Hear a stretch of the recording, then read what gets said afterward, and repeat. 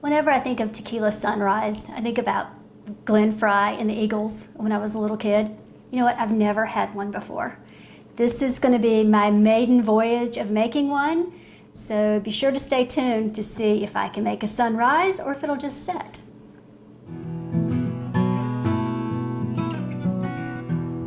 What's better with Mexican food than tequila? Today I'm going to make my first one, actually, a tequila sunrise. I have some really good and very expensive tequila, so hopefully this will save me if it doesn't turn out like it's supposed to.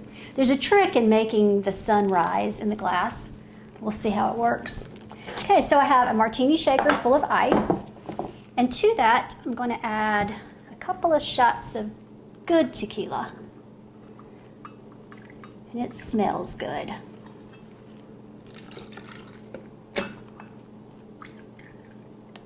Shot number 2.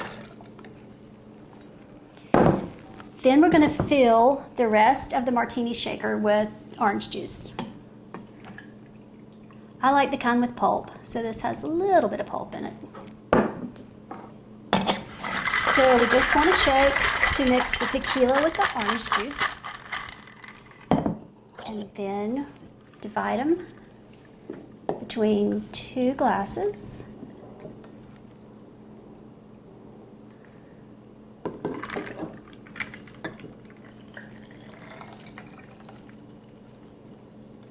It's kind of a healthy pour of tequila. So, perfect. And then I'm going to pour just a tiny bit of grenadine, maybe a teaspoonful. And look, the sun rose.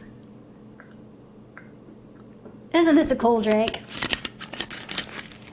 And for garnish, we have just a little slice of fresh orange. These are going to be so yummy with the burritos and the fruit salad. Well, at the end of a long day of shooting, we're finally going to get to eat some of the food that we've made and just been smelling for like 4 hours. So, we got to start though with the toast. Cheers. Cheers.